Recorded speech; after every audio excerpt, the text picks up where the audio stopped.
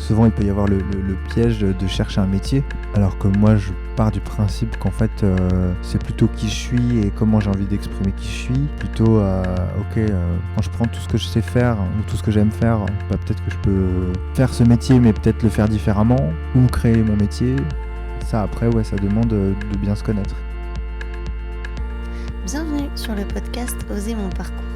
Moi c'est Sandy et je m'entretiens une petite heure avec des personnes qui osent leur parcours professionnel. Alors si comme moi vous adorez écouter des histoires de vie, je vous souhaite une bonne écoute. Ouais, je t'entends. Okay. Alors Angelo, on se rencontre aujourd'hui pour que tu nous partages un peu ton parcours.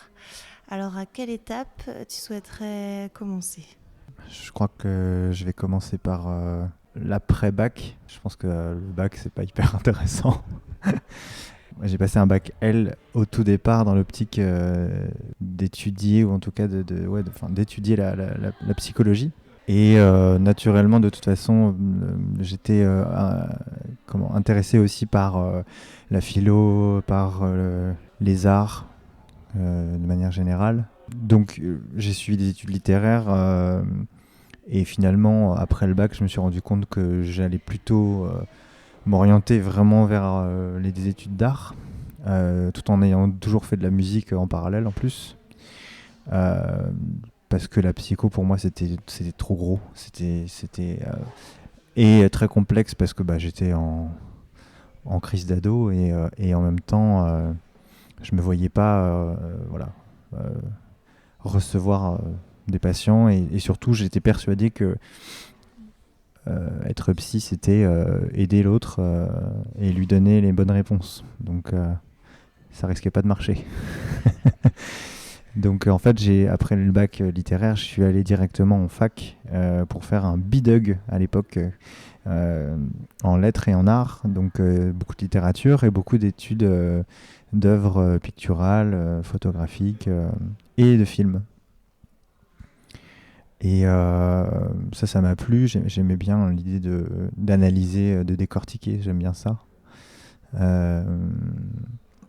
Et finalement, je pense que la période, plus le fait que pour moi l'enseignement de la fac était un petit peu pas très pratique, pas très pragmatique, pas très dans la vie, dans le concret.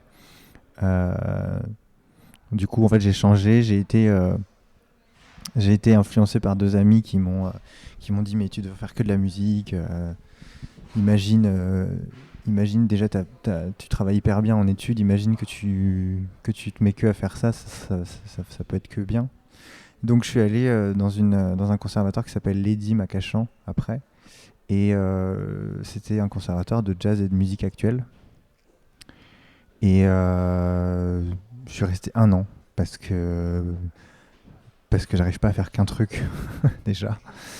Et parce qu'en fait, il y avait je sentais qu'il y avait en tout cas un point de vue sur la musique jazz qui était très intellectuel. Et moi, je suis un mec qui aime la pop, qui aime les trucs simples. Voilà. Donc ça veut pas dire que le jazz c'est compliqué, même si c'est très complexe. Mais il y avait quelque chose d'élitiste pour moi qui me convenait pas. Donc en fait, je suis resté qu'1 an. Et puis je suis plutôt un mec qui va plutôt choisir des domaines dans lesquels il est bon. Il y a plusieurs types de structures de personnalité et en l'occurrence la mienne déteste être mauvais à un endroit. Donc plutôt que d'essayer de progresser à cet endroit-là, naturellement je vais plutôt faire les trucs dans lesquels je suis déjà à peu près à un niveau à peu près correct. C'est une façon de vivre pour l'instant. Ça m'a plutôt aidé parce que du coup je me suis plutôt concentré sur là où je sentais que j'avais quelque chose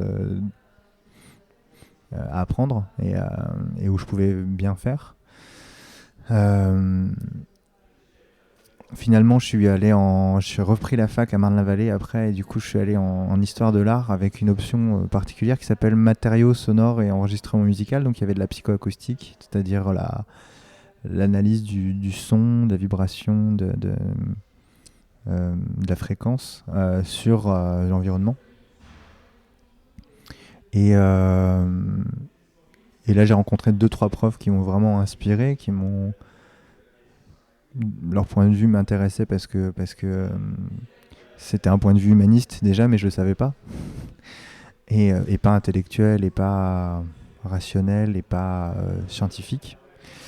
Mais forcément, en psychoacoustique, il y avait forcément beaucoup d'acoustique. Et l'acoustique, c'est les maths et la physique. Et sauf que je fais un bac L. donc, donc, je squeezais un peu ces cours-là. Et puis, j'allais plutôt dans des cours, justement, où on faisait des expériences d'enregistrement, de comment on crée telle ou telle ambiance, telle ou telle émotion, etc. Mais là, d'avoir bifurqué déjà les Ouais. 2 premières Oh, pardon, années... je vais vite, hein, Non, peut-être. non, t'inquiète. Les 2 premières années, tu te sentais comment? Le fait que la première fois, tu disais « Ah non, c'est pas exactement ça ». La deuxième, tu dis « Ah non, c'est pas encore ça ». Je Il y disais, avait du stress. je me sentais... Il y avait une part de frustration, parce que pour moi, ça allait pas assez vite. Il y avait une part un peu de perdition, c'est-à-dire que je me sentais un peu paumé aussi, tu vois, dans bon bah qu'est-ce que je fais, qu'est-ce que je vais faire, etc. Et il y avait aussi à cette époque-là un peu d'innocence, quoi, c'est-à-dire bon bah si je fais pas ça, je ferai autre chose, quoi. Donc c'était pas trop, j'ai pas vraiment ressenti de peur ni de stress à ce moment-là. Quand bien même, je pense que le conservatoire, j'étais un peu plus stressé parce que c'est vraiment un gros niveau et que comme j'aime pas être pas bon, j'ai préféré partir aussi, si je dois être tout à fait honnête.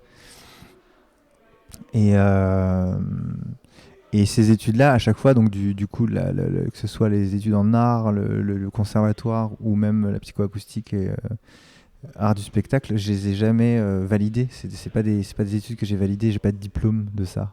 J'ai fait les formations et je suis pas allé aux examens. Je partais un peu avant et bon, pour moi c'était suffisant. Enfin, j'avais pas besoin qu'on valide ça. Et puis je sentais que j'avais appris ce que j'avais envie d'apprendre et besoin d'apprendre à ce moment-là, quoi. Et puis de manière après très pragmatique, il se trouve que ma mère a galéré, elle, pour vivre de la danse et s'intégrer en France. Donc elle a toujours été inquiète au sujet du travail. Et donc, bah, voilà, elle me voyait déjà un peu bifurquer, me chercher, etc. Et puis surtout, bah, c'était toujours un peu dans l'artistique. Donc, je pense que par inquiétude, elle voulait pas que je galère. Donc, elle m'a dit, ce serait bien que tu trouves un vrai métier, quoi. Donc, du coup, le seul truc qui m'a intéressé après, c'est de bosser dans la com. Parce qu'il y avait la partie créative. Et le point commun de toutes mes études, ça reste quand même la part d'humanisme et la part de créativité. Donc j'ai fait des études de com pour... à la base, je pensais que je voulais être graphiste, vraiment faire de la direction artistique visuelle. Et puis parce que j'avais des notions en PAO, quoi. Puis c'est le seul truc qui me faisait marrer. Puis finalement, j'ai découvert que faire un peu de stratégie et puis concevoir un peu les idées, c'était quelque chose qui me plaisait vraiment. Et donc finalement, j'ai validé mes études de communication et c'est un espèce de diplôme d'école privée, enfin tu vois, donc il suffit que tu aies un peu d'argent et que tu ailles au bout des études. Bon, après, il faut quand même avoir le diplôme, mais je veux dire, tu as des examens, mais ça reste quand même... moi, j'ai trouvé ça assez facile, en fait, enfin tu vois, d'aller au bout de ça. Et pendant tes études de com, tu sais que c'est pas dans la création visuelle que tu veux être ? Alors pas tout de suite, en fait, j'ai quand même par facilité, encore une fois, cherché des stages après l'école, des stages en tant que DA, junior. Et finalement très vite, je me suis mis à concevoir, à écrire et à aimer faire des accroches, écrire des textes, réfléchir aux idées, etc. Et à la stratégie. Et puis du coup, en fait, ça s'est vite transformé en conception-rédaction. Et après, du coup, j'ai été concepteur-rédacteur pendant, je sais plus, 3-4 ans. J'ai une très mauvaise chronologie en tête. Le mec a 60 ans, en fait. Et du coup, j'étais concepteur-rédacteur, voilà, en agence. Ça m'a beaucoup plu, jusqu'à réaliser que ça n'avait pas de sens pour moi. Que je mettais mon énergie et ma créativité au service de marques et au service de la publicité en fait. Enfin, tu vois, Et je me suis dit, bon, tu vas pas faire des accroches pour du yaourt et des voitures toute ta vie. J'ai absolument beaucoup de respect pour les gens qui le font parce qu'il y en a beaucoup qui le font très bien. Mais moi, ça me plaisait plus, quoi. Et donc, du coup, en fait, j'ai toujours fait de la musique à côté. J'avais mon groupe et tout ça. Et puis, donc, j'avais commencé à rencontrer pas mal de gens en parallèle dans le milieu de la musique. Et il se trouve que je croise deux patrons de label dans l'agence dans laquelle je travaillais et que je connaissais, donc. Et donc on se croise, on se dit ah bah salut, ça va, tu fais quoi machin, et puis finalement eux venaient prendre un brief musique à l'agence, quoi. Et je n'avais aucune connaissance de ce domaine-là, c'est-à-dire vraiment faire de la musique sur commande. Pour moi la musique c'était t'as un projet artistique et puis t'es sur scène, quoi. Moi ça tombait bien, je voulais changer, donc du coup je suis parti du jour au lendemain faire un entretien chez eux, et puis après plusieurs moments de flottement, finalement j'ai fini par être chez eux, donc j'ai vraiment lâché mon CDI bien payé en agence pour être payé 400 balles avec le salaire d'un stagiaire en label. Ça s'est transformé en intermittence, donc ça m'a plutôt aidé à être un peu plus tranquille avec l'argent, en fait, en tout cas. Et là pareil, ce changement là j'ai pas du tout douté, quoi. Ça arrivait au moment où j'avais envie de changer, donc en fait ça tombait très bien. Et donc j'ai commencé stagiaire là-bas, donc mon boulot c'était de renommer les morceaux de la bibliothèque iTunes. Et puis en fait ils ont vite vu que j'avais pas mal d'autres compétences, donc du coup je les ai mises au service du label, et puis j'ai fait de la com pour eux, donc j'ai monté le site. Et puis ils avaient vu que j'avais aussi pas mal de compétences artistiques. Et comment ils l'ont vu, ça? C'est à travers des... Bon, déjà j'en parle. Des discussions, ouais, ça, et puis parce que souvent, je les vois en train de bosser, ils sont en studio, et puis je fais ah mais non, là, ce serait cool de faire ça en fait. Ah ouais, putain, c'est pas con, machin. En fait, moi j'ai mis mon grain de sel, quoi, tu vois. Vraiment tout de suite, je me suis dit bah. T'es pas resté cantonné à ce qu'on t'a demandé de faire. Non. Non, je savais très bien que c'était juste une petite. Un petit détour par le truc essentiel qui était de vraiment bosser dans la musique, quoi.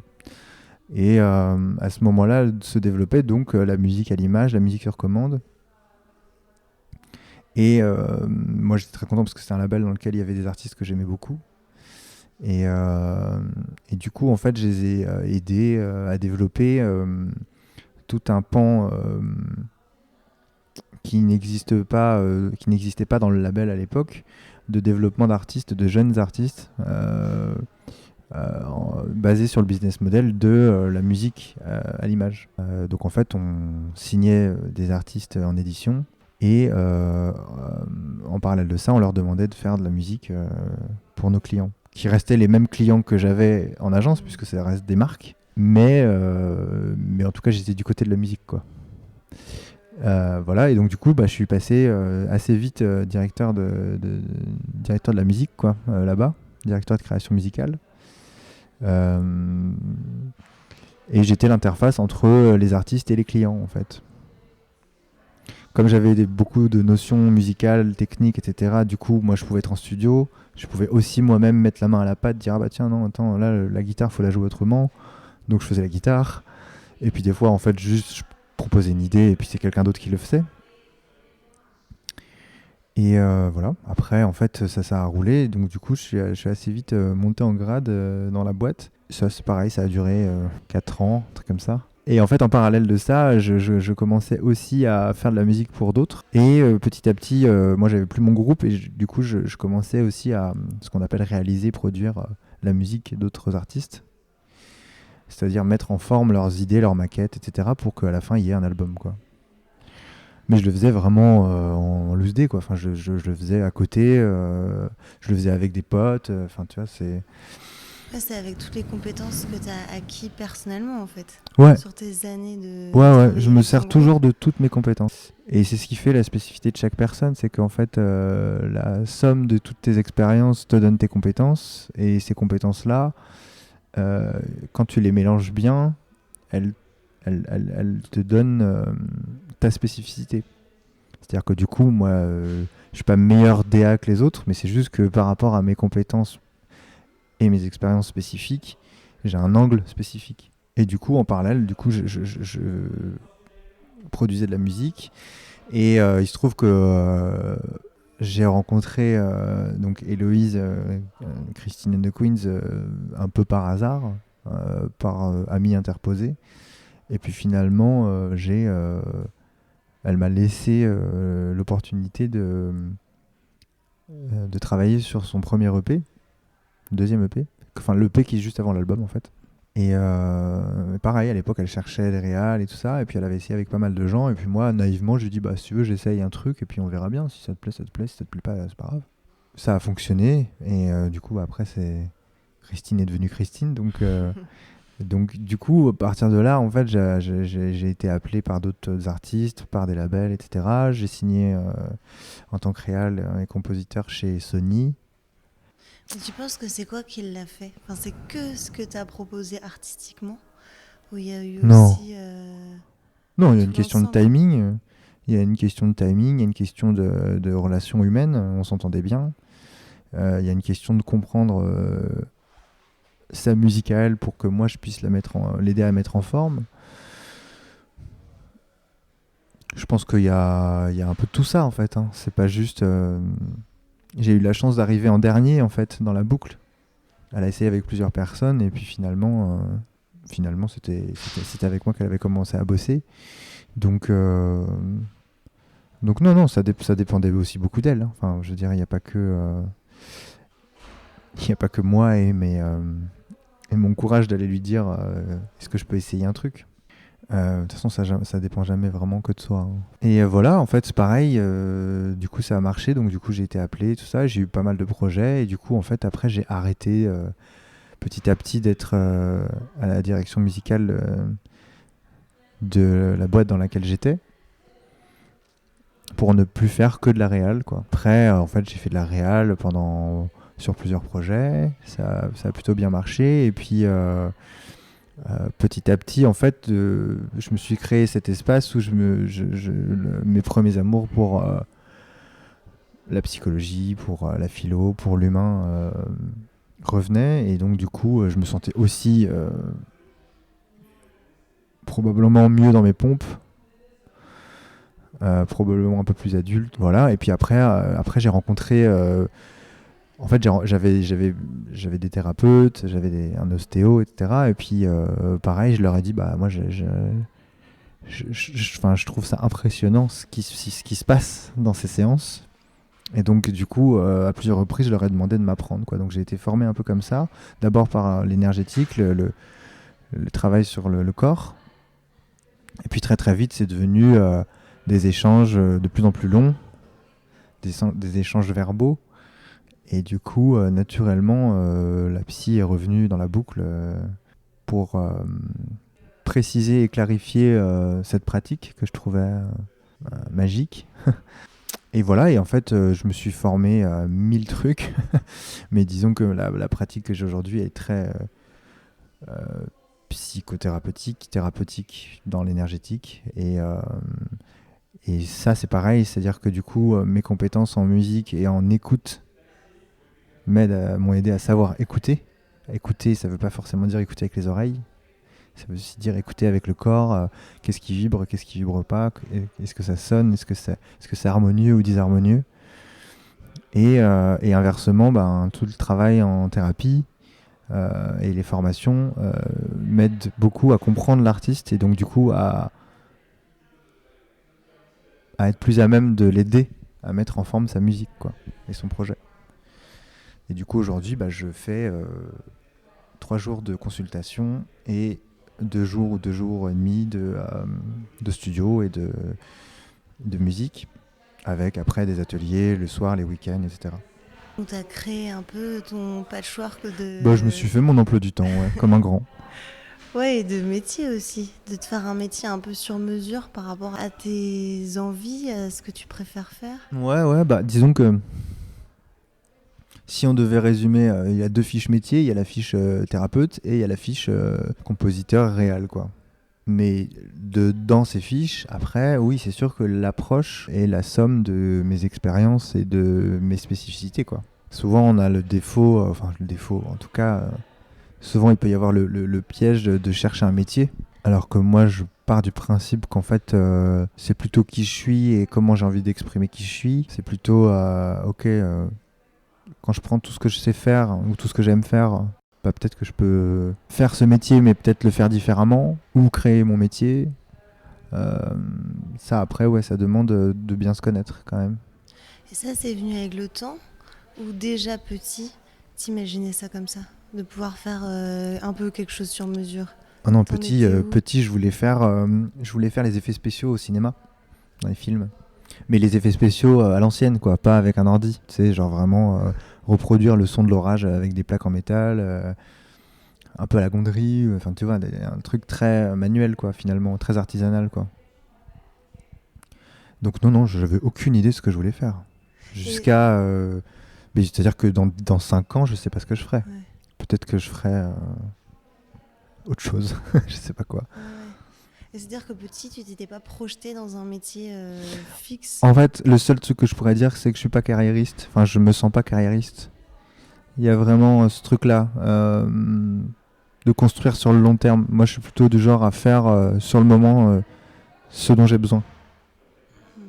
Donc, c'est aussi une grande liberté parce que je peux me dire, ok, bah, si c'est cool, ça va durer 5 ans et puis je ferai autre chose parce que j'aurais changé. En fait, c'est aussi s'empêcher de changer parfois que de se dire, bon, bah voilà, moi, je veux faire ça. Puis il y a plein de raisons pour lesquelles les gens font leur métier. En fait, un métier, c'est ni plus ni moins que l'extension de ton système familial et ta psychologie. Donc, tu peux très bien être médecin parce que tous les hommes de la famille ont été médecins. Tu peux très bien être, faire le métier de, j'en sais rien moi, de compositeur ou de comédien. Au contraire, justement, parce que personne dans la famille était dans l'artistique. Enfin, il y a 1000 raisons pour lesquelles on fait ce qu'on fait, quoi. Et je trouve que c'est intéressant toujours de se dire, ok, ma liberté, c'est à partir du moment où je sais d'où je viens, bah, je peux savoir pourquoi je fais les choses, quoi. Je gagne en liberté à partir du moment où je fais les choses consciemment. Ouais, pour moi, Donc c'est ça. tu fais avec le flow Ouais. de ce que tu es. Ouais, mais Au en fait, moment je suis rien. En fait, je suis en permanence en train de changer, en train de bouger, en train de me transformer. Donc, en fait, je pourrais même pas dire que je suis quelque chose. Je suis, ce serait figer un truc qui est pas vrai. Je suis pas psychothérapeute et je suis pas compositeur. Je compose de la musique et j'accompagne des personnes dans leur travail psychologique. Parce que il y a des facettes de moi qui s'épanouissent dans la composition et qui s'épanouissent dans le fait d'être au service de l'autre à travers la psychologie. Demain, si je me dis, ah bah tiens, en fait, qu'est-ce que j'aime dans composer? Bah en fait, j'aime bien faire un truc avec mes mains, j'aime bien travailler avec les fréquences, j'aime bien créer des ambiances, etc. Bah, je pourrais me dire, ok, bah en fait, demain, je peux très bien, à partir de ça, me dire qu'en fait, je vais faire des ateliers de gong à Ibiza parce qu'en fait je travaille avec mes mains, parce que c'est de la musique, parce que c'est de la vibration et parce que ça fait bouger et que ça crée des ambiances, quoi, tu vois. Je me dis pas, ah bah non, il y a que compositeur. En fait, il y a un principe de base qui est que plus tu as de choix, plus tu as de chances et d'opportunités surtout de te réaliser, quoi, tu vois. On fait pas des métiers, en fait, on fait des choses qui prennent la forme d'un poste ou d'un métier, mais au final, le même métier, pour un même métier, si tu prends 10 personnes différentes qui font le même métier, elles font pas la même chose, quoi. Mais en tout cas, dans ce que tu dis, j'entends vraiment une sorte de confiance et d'assise. Parce que souvent, moi, je rencontre des jeunes qui sont apeurés par il faut que je rentre dans une case et la sécurité financière et la pression des parents. Et dans ce que tu dis, j'entends vraiment une sorte de confiance à aller vers ce que tu es. Et ouais, confiance à ce qui se passera aussi, parce que ça fait beaucoup partie. Enfin, ce qui se passe, c'est les rencontres, c'est plein de choses en fait qu'on peut pas du tout prévoir au moment Ouais. où. Bah, c'est-à-dire que soit t'es en survie, soit tu vis la vie, quoi. C'est-à-dire que demain, si j'ai plus de patients et qu'il y a plus personne qui Bon, j'ai mille façons de me retourner de toute façon. Enfin, je veux dire, au pire, je retrouve un boulot de concepteur-rédacteur pour avoir un CDI et pour gagner de l'argent. Si c'est ça qui m'épanouit, eh ben, je le ferai, tu vois. Euh, donc, c'est sûr que les études, c'est important dans la mesure où tu apprends à faire des choses, tu apprends euh, un contenu, tu vois.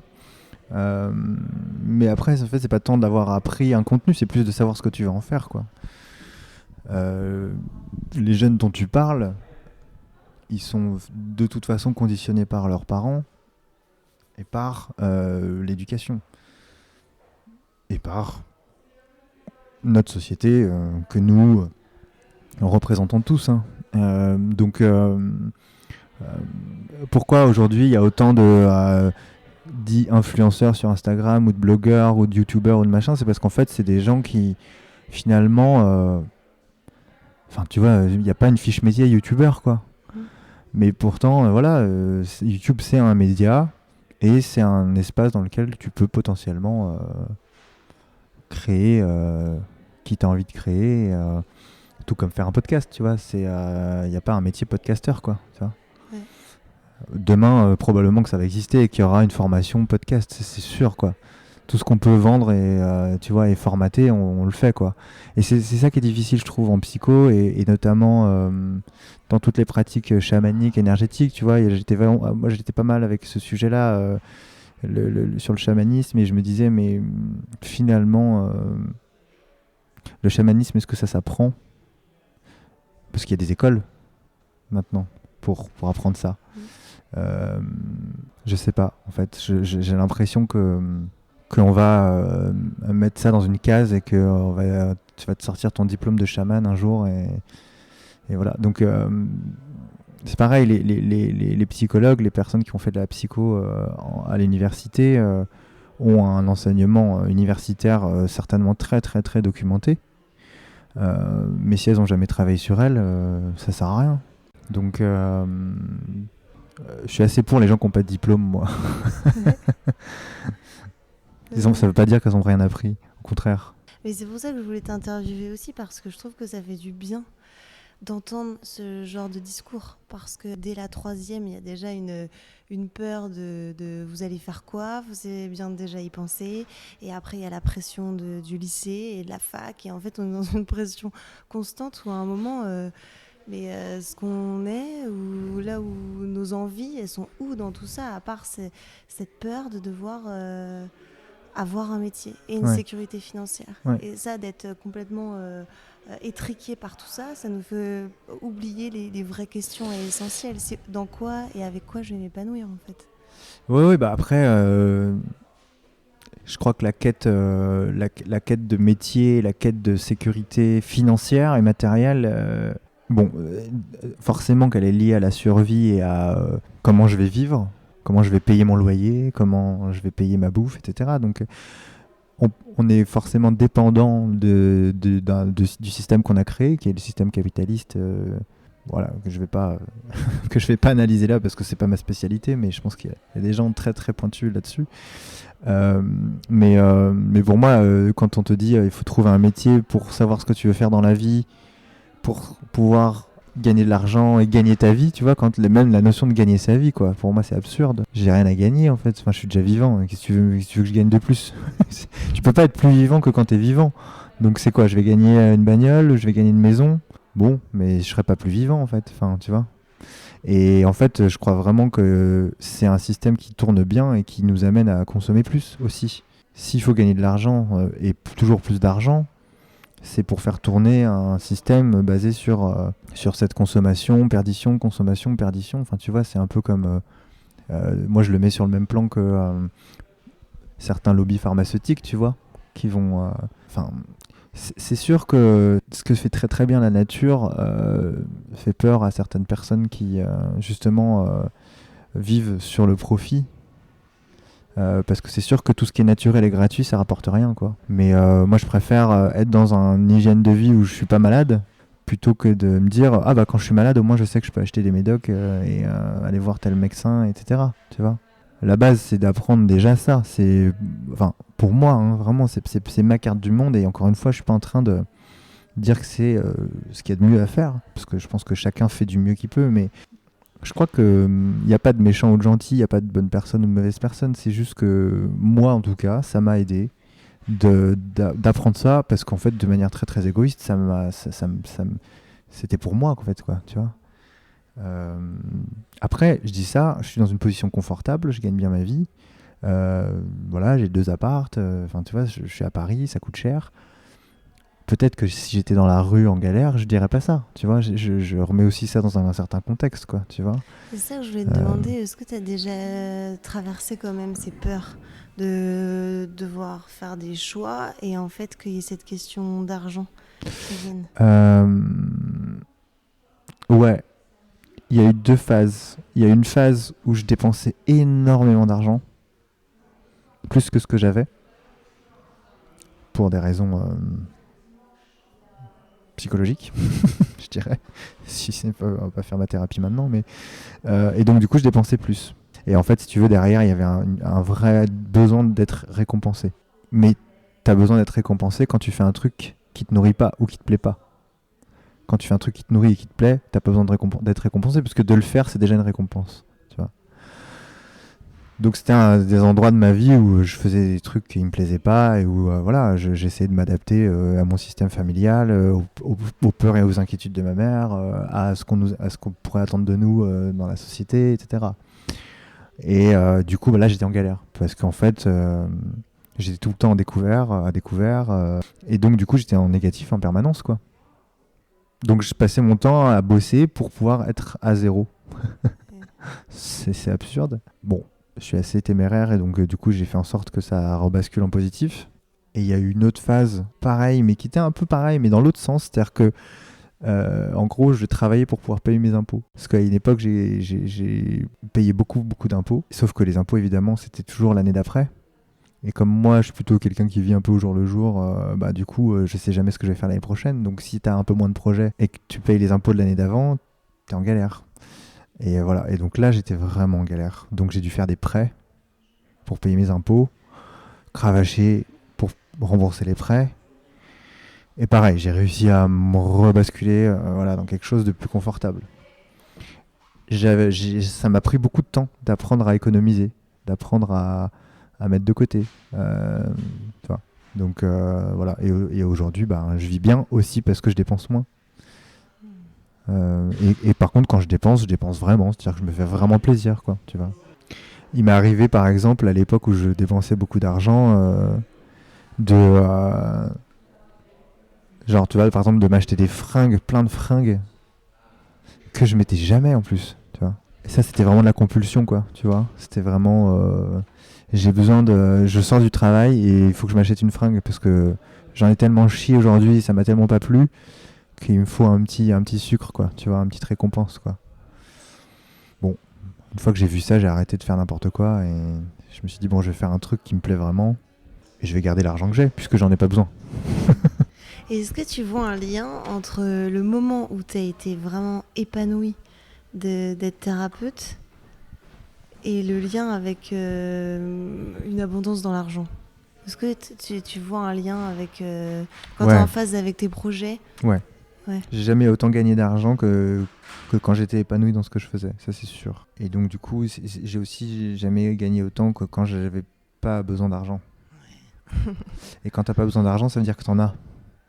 Donc quand tu pars de l'intention et de la pensée que t'es pas en quête d'argent mais que tu l'as déjà, bah tu l'as déjà, ouais. Donc il est là. Ouais. Alors que quand t'es en recherche d'argent, t'es en manque, t'es en vide. Tu vois, on dit en vide en médecine chinoise, quoi. Et donc du coup, t'es en vide.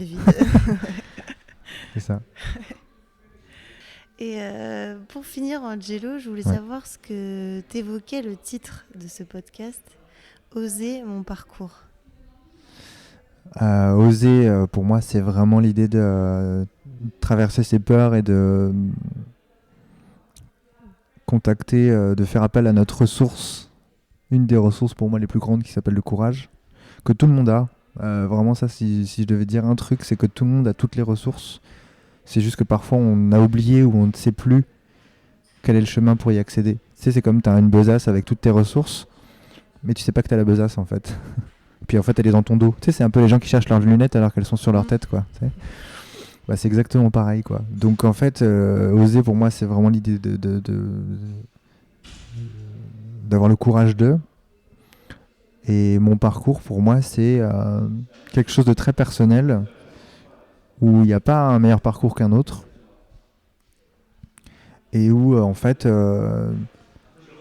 je vais je vais donner de la valeur à chacune de mes expériences en fait. Un parcours pour moi, c'est ça. C'est que ce soit la notion d'échec, de réussite, de phase d'inertie ou de galère, etc. Pour moi, l'enseignement, il est précieux. C'est qu'est-ce que j'apprends, quoi. Qu'est-ce que j'ai appris, en fait. Parce qu'en fait, la nature fonctionne comme ça, le corps fonctionne comme ça. On est tout le temps en train de compenser et de trouver un équilibre. Donc, je dirais que se poser la question de, tiens, dans mon parcours, quels ont été mes échecs, mais finalement, ça m'a servi à quoi ? Tu sais, c'est un peu comme une relation amoureuse qui se finit. Tu dis toujours sur le moment, putain, ça va être horrible, je pourrais pas vivre sans elle, comment je vais faire, est-ce que je vais tomber amoureux encore une fois et tout. Et puis quand c'est fini, après, tu te rends compte que ça passe, quoi. Tout passe, en fait, même les bons moments. Donc oser mon parcours, pour moi, c'est l'idée d'avoir le courage d'être soi. Et j'entends beaucoup dans ton parcours quand même la notion de courage. Parce que souvent quand on raconte des parcours, c'est oui, j'ai rencontré un tel, ça s'est bien passé, j'ai eu de la chance, c'est cool. Alors qu'en fait, voilà, quand tu parles de Christian the Queen, à un moment, tu as dû oser aller lui demander, lui proposer. Et ça, je trouve qu'on l'entend bien. Bah, il y a des personnes qui vont plutôt voir ça comme de la chance, en se disant, ah bah tiens, le hasard a fait que j'ai rencontré telle personne. Mais je pense qu'à partir du moment où tu es dans le courage de faire des choix radicaux pour soi, avoir deux métiers, ça peut être radical, tu vois, c'est pas forcément radical, genre je fais que un truc. Oui, ça demande du courage, mais je pense que après chacun est conditionné par rapport à sa famille, son contexte de naissance aussi. Enfin, tu vois, moi j'ai beaucoup travaillé sur mon contexte de naissance et le fait effectivement d'avoir été par exemple prématuré, d'avoir été en couveuse, de pas avoir de père au départ, etc. Je crois que ça demande un peu de courage et de détermination dès le départ, tu vois. Alors que des personnes qui vont dépasser les 9 mois, qui vont être au chaud, qui vont pas vouloir sortir du ventre, qui vont être très accompagnées dès le départ, avec des parents très nourriciers, etc. Ben, c'est super. Mais qu'est-ce que tu fais quand ils sont plus là, quoi ? Et ben, quand ils sont plus là, c'est le moment où justement tu sors le courage de ta besace et que tu fais bon, voilà, va falloir que je me démerde, quoi. Moi, ça m'a pris un peu moins de temps parce que c'était en avance. Donc ouais, je dirais courage et détermination quand même. Mais pas la détermination, tu sais, où tu t'accroches à quelque chose, la détermination où tu connais ton cap et où tu es aussi prêt à accepter que le cap il peut changer en cours de route, quoi. Tu vois ? J'aime bien cette idée d'avoir des projets mais pas de projection. Ouais. C'est-à-dire que tu lances l'intention, tu te vois dans 5 ans faire tel ou tel truc, puis 2 ans et demi au milieu du parcours, tu rencontres quelqu'un qui t'inspire autre chose, il t'arrive un truc, ton père a le cancer, peu importe, et là ça bifurque. Bah, c'est de faire confiance aussi à ça, quoi. Voilà ce que ça m'inspire. Et ben merci beaucoup. Merci Angelo. à toi. Salut. Merci Sandy. Vas-y. Merci beaucoup d'avoir écouté cet épisode. S'il vous a plu, n'hésitez pas à me soutenir en le partageant, en le commentant ou en lui mettant des petites étoiles. Vous pouvez aussi interagir sur la page Instagram Oser mon parcours. En tout cas, moi je vous dis à très vite car j'ai encore quelques superbes rencontres à vous partager.